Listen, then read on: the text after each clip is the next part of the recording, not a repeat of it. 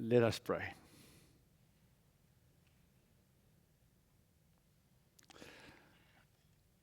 Why would anyone try to do life without you? I can't understand this. You're a God that steps into our world and wants to be known and wants to be seen and recognized. You want people to know your love for us, your grace, your patience. You want us to know purpose and meaning. And I'm dumbfounded that so many people would ignore this, actually turn their backs on this truth, and try to live life like someone that's in a dark room that has no light, stumble, fall, bump, lost. Thank you for who you are. Thank you for wanting us to know this, to have this, to experience you. You could have stepped away, but you stepped towards us. You could have been silent, but you spoke. And you are still speaking through your word and your spirit. And today, as we are going to look at the story of Abram, I ask that these words that I need to speak and his story will help us a little bit in grasping a little bit more about ourselves and you and this world that we need to survive, in a sense, as your children. So thank you for being here with us. Thank you that I may ask you to touch us individually as we sit here. You know, as we came to this place, what bothers us, what is of concern, what joy we have. You know everything.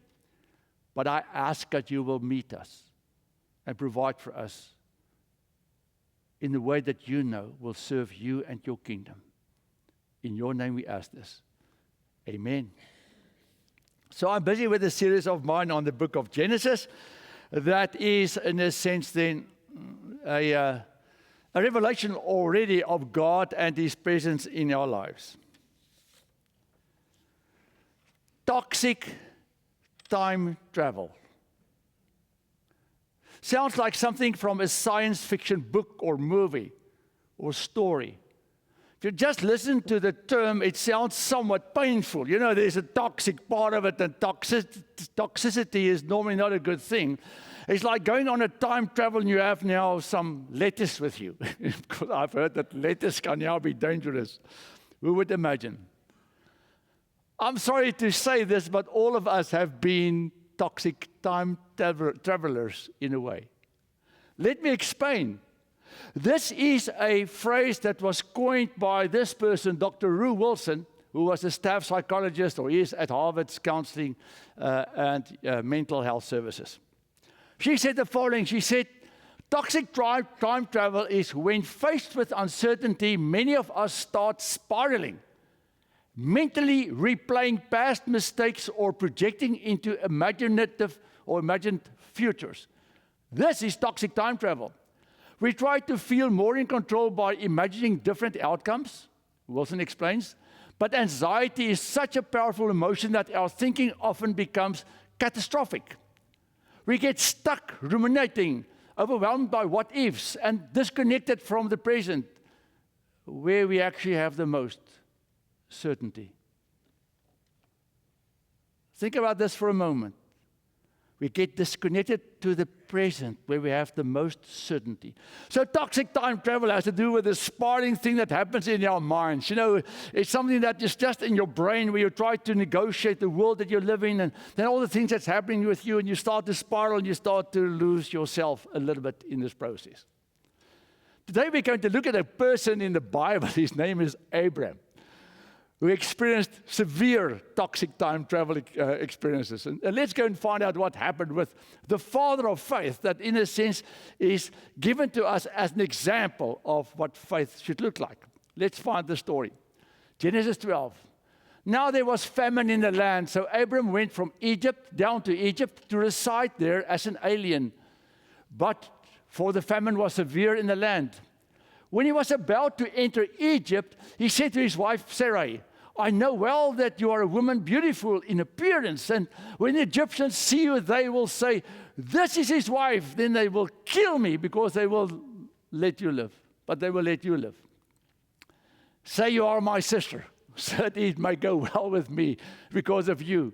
and that my life may be spared on your account.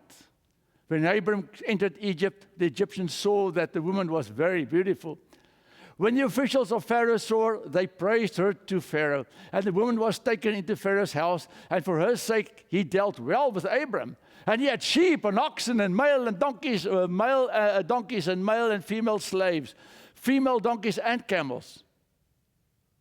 The Lord afflicted Pharaoh and his house with great plagues because of Sarai, Abram's wife. So Pharaoh called Abram and said, "What is this that you have done to me? Why did you not tell me that she's your wife?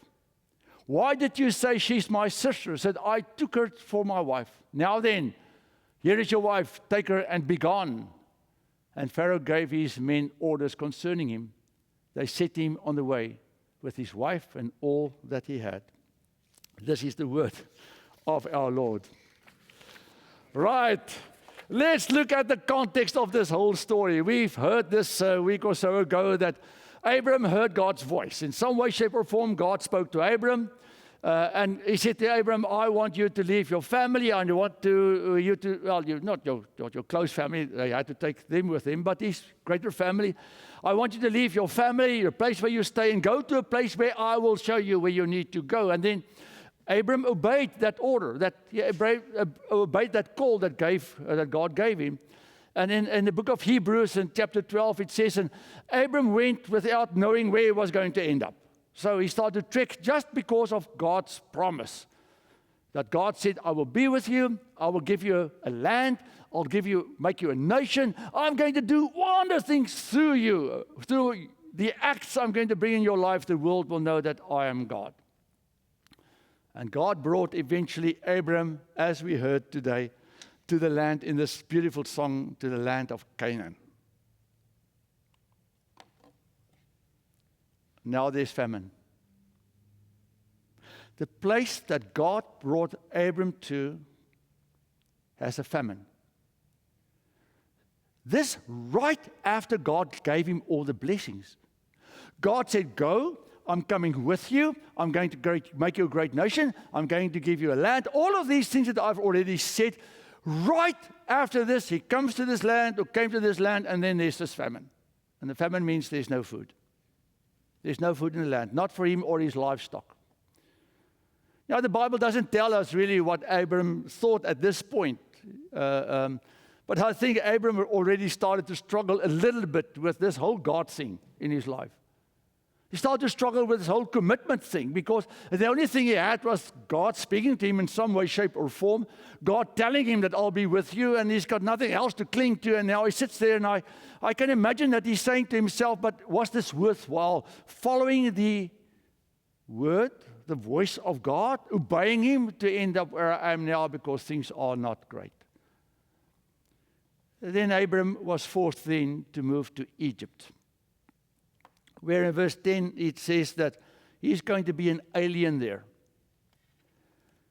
The word alien in Hebrew actually means to be a little bit off balance. It means to be not really where you're supposed to be because you don't feel that you are well balanced in that situation. Foreign people, foreign language, foreign land. He's supposed to be here, but now he's going to there, to even further south, to the Egyptians that were not the best people to hang out with. And Abram knew this. That's his off-balance season. He's not connecting. He doesn't really know who he is anymore. He doesn't really know about the promises anymore. He just knows that he's now even further away from the place that he thought he should be, and that's at home. And then God brought him here, and now he's even further, and Abram is not doing that great. And now we find that Abram becomes a toxic time traveler. Fear and anxiety is entering his life because of his wife, Sarai. A beautiful woman, that's what the Bible tells us. Why she didn't wear a veil, I do not know, but that was probably not the thing in Egypt. But now they come to Egypt, and I wonder how that conversation went, really, with Sarai. Hey, Sarai, these guys are going to kill me, so just say you're my sister. And that's a half lie. It's a half truth. Because Sarai was in a sense, his dad's daughter from a different wife. Now, let's not go there. Let's not go there. Remember now, this is way in the beginning of the population of the world. I think God allowed certain things to happen. But in a way, she is his half-sister, so that's not really a lie, but she's still married to Abram. So now he's having this conversation with Sarah, and he says, well, you know, these guys might kill me because I know they love beautiful women, and when you are in a foreign land, the king can do with you whatever he wants to because you become his property. So just say you're my sister and go with the king. I wonder how Sarah, as she was leaning on his hand all the way to Cain, or his arm is now feeling about this whole new solution for her. Because Abram says, be my sister so it will go well with me. And I'm okay. He's not concerned about Sarah at this point. Nothing. He's, with respect, throwing her completely under the bus. Didn't God say, I'm going to make you a great nation through Sarai? Didn't God say, I will be with you on this journey that I'm taking you? All of that is gone. All of that is completely gone now. Abram is only looking after himself. He's now telling a lie even. He's now trying to save himself because he's off balance. He's in this world with fear and anxiety, and he clings to what he believes will work the best for him, is that's to tell a lie and to offer his wife, in a sense, up as a sacrifice to save himself. But then we find God. We find God that He's the God of the promise, isn't it? God is the God of the promise, isn't it? We find that now the Pharaoh's palace is now filled with plagues. Now, at the end you can see there it says this is the first Exodus. It is as if the story tells us sort of again what's going to happen later in the book of Exodus, because that's what happened there, is that eventually the whole lot found their way into Egypt, and then to get them out of Egypt there were plagues. Of course, Joseph was the last guy, and we'll get this in many months, where Joseph ended up in Egypt, and through plagues that Moses brought, God brought it, but Moses shared it with him. God actually then changed the whole idea, the whole mindset of this Pharaoh. So here are plagues now. What those plagues were, we have no idea. I just think they were not doing that great. And they knew something is wrong because it was unnatural what happened there. And in some way, shape, or form, this Pharaoh finds out that this guy has lied to him. Now, he could have killed Abram immediately, because if Abram is that in fear of Pharaoh, why would he tell a lie and know that if the Pharaoh finds out that he's actually lying, then he's even more in danger? But okay. But God takes now care of the situation. So Pharaoh says to Abram, come, I need to talk to you. And then Abram is rebuked by the Pharaoh.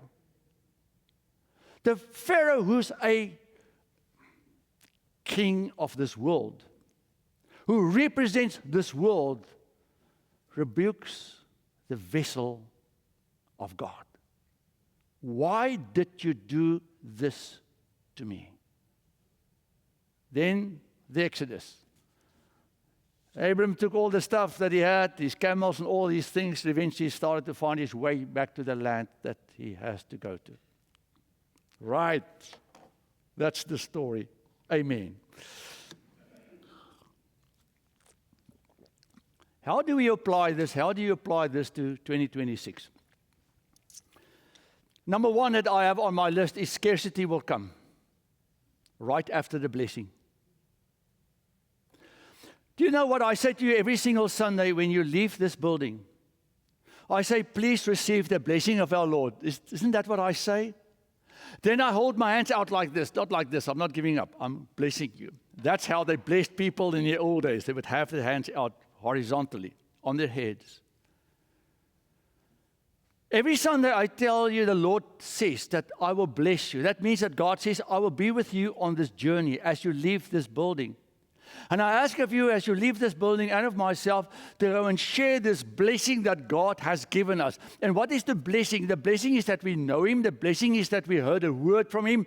The blessing is that God says, I love you. I've got all this grace for you. My Son died for you. You are the greatest. And I want you to know and believe that I will make your life okay with me. I want you to be in my presence, be on my lap, be in the garden. You leave this building, and on Monday, your doctor calls and tells you there's a problem with a blood test. You leave this building, you walk in on a Monday morning into your office, and they treat you as bad as you can imagine. You leave this building, and something on the way home starts to happen between you and your spouse, or you and your children, or another family member, and all the sense of blessing is gone. All the sense that God tells me He's going to be with me is here, and I'm there. Outside dealing with this moment of scarcity.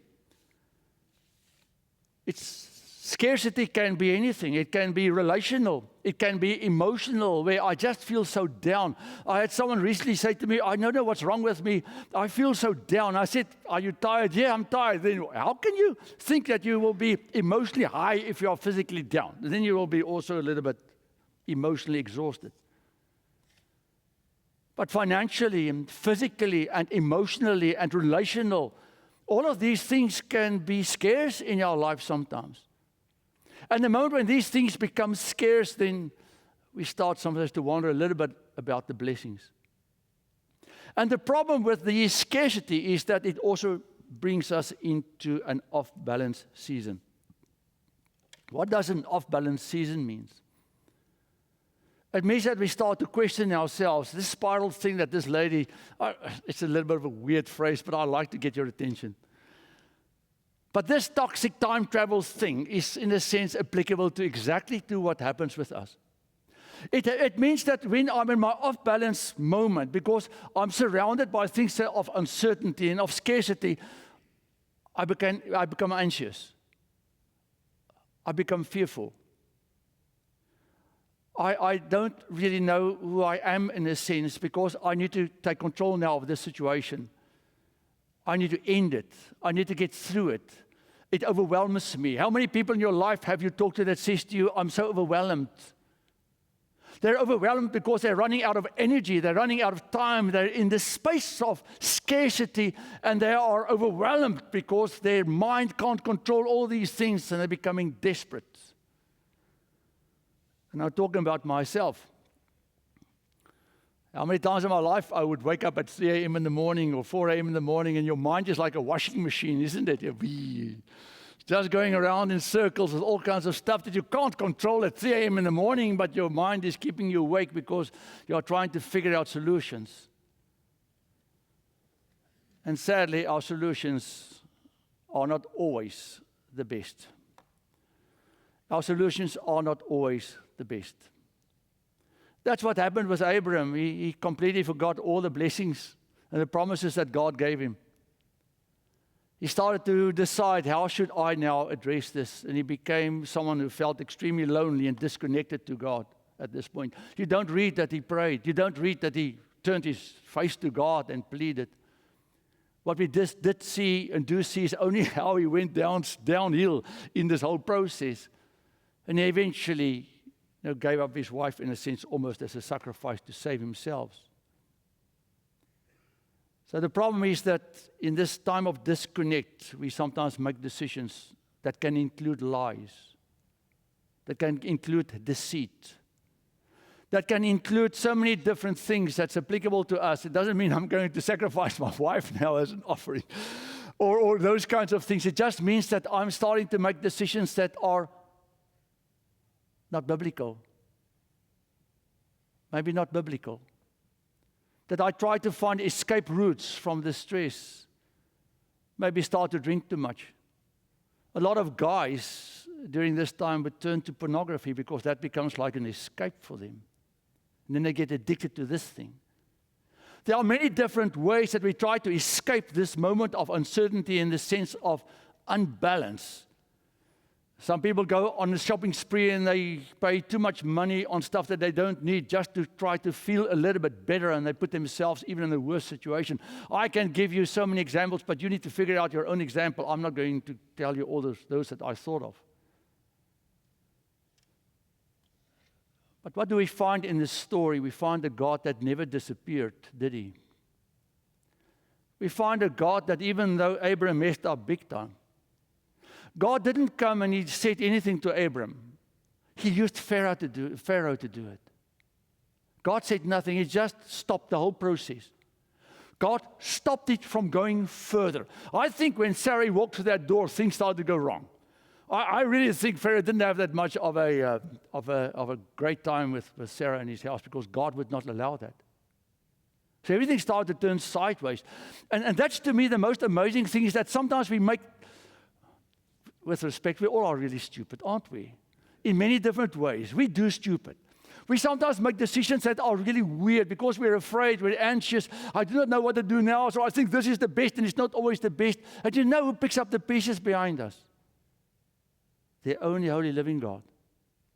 I can't wait to get to heaven. I will one day say to the Lord, Lord, don't you want to show me a movie of my life and show me where you were when I was doing stupid?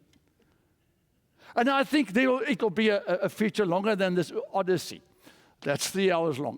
It'll be, I think, hours long, where God will show me and say, Ferdy, let me just show you how many times you did the most ridiculous things because you didn't trust me. And you know what? I never let go of you. I never let go of you.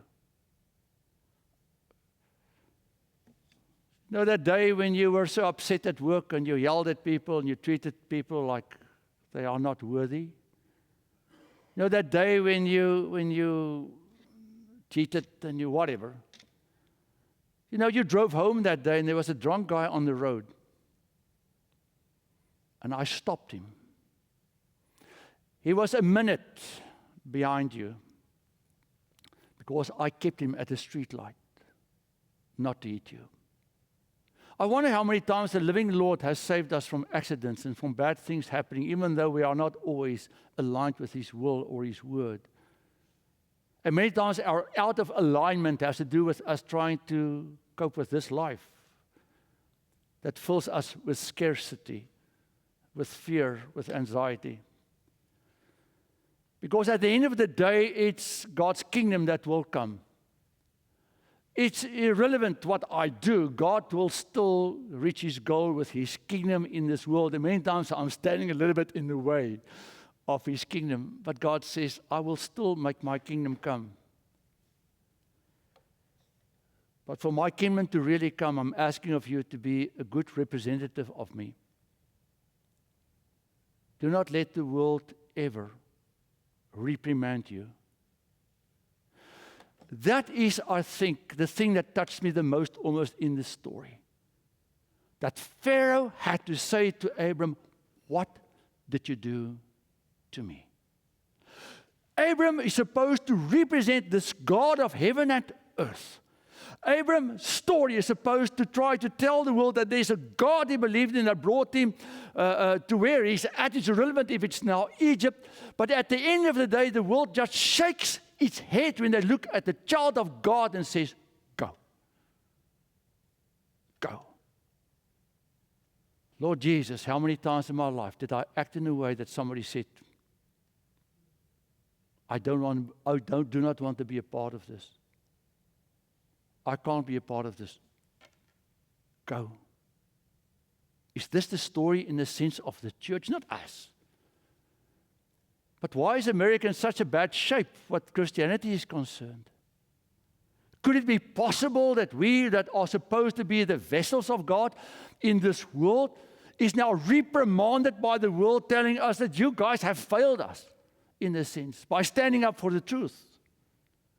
Abram could have walked into Egypt and he could have said, I don't want to be here. This is a beautiful wife God has given me. Don't touch her. God will take care of you, man. And God would have. Isn't that what God promised?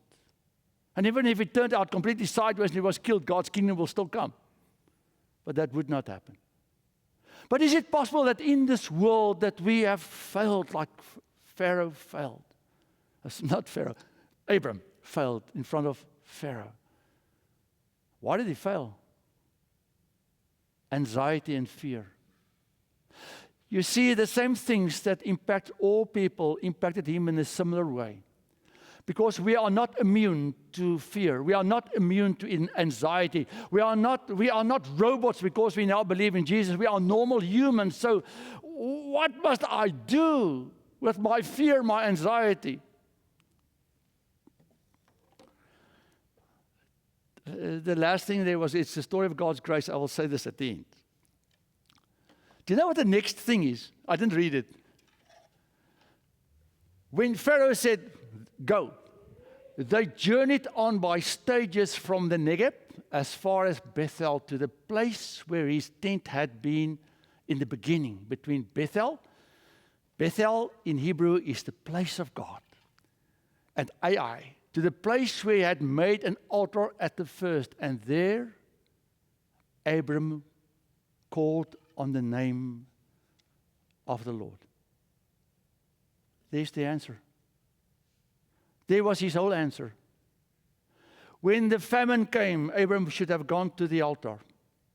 When the famine came, Abram should have fallen on his knees and he said, Lord, what is it that you now want of me to do? But I think he decided on his own to go down to Egypt because that is the place where there was food. And maybe God would have said to him, hey, Abram, it's fine, go to Egypt. They've got food. That's just how life happens. Life will happen even though you believe in Christ or not, or believe in God. Life will happen around us. But we need God's guidance as we move through a life that is very complicated and uncertain and full of scarcity. And at the end, Abram eventually realized this is where I should have been all along. My final slide. So, what do we do in times of scarcity? What do we do in the times when we are off balance? What should I do when I start to spiral? According to this girl, I'm now a toxic time traveler because what did she say at the end? She says, I let go of the present where my most certainty lies. What is your most present? Sitting in this church. What is your most present? Believing the word of God that's lying right next to you on your bed little table. What is your certainty? The promises that God has given you in Jesus Christ. This cross that you see there is a certainty that God says to you and me, I'm with you on your journey. And your journey will be full of scarcity and rubbish and nonsense and stuff. But my child, hang on to me in the midst of all of this rubbish. Don't spiral and do stupid. You will get afraid. You will be anxious. But be obedient to me under all circumstances. Don't do stupid because then the world won't see me anymore. They see you. You see, it has to do with protecting God's kingdom. It has to do with protecting God's kingdom wherever we are. The best we can, because there's no B team behind us that's going to tell the world about Jesus. We are the A team and the only team. It's a story of grace. God didn't punish Abram. He brought him back and he guided Abram in this learning curve of faith. To get to know this God is because Abram had to learn this a little bit, that he can really trust God, as we are on this learning curve of getting to know God a little bit. But when the moments of scarcity come, and in your mind you want to turn away from God, that's the time when you turn back to God, to His Word, to worship, to prayer. Have a chat with your Christian friends and say, I'm not doing great now. I am off balance. I'm not sure. My mind is full of stuff and I'm not really sure if decisions I'm going to make or need to make are the right ones, the biblical ones. I want to be true not only to my family but also to God. Because His kingdom needs to be seen, needs to be heard. Pharaoh, Abram, what have you done to me? Go. May the world never point to me and say, Ferdy, what have you done? Go. Amen.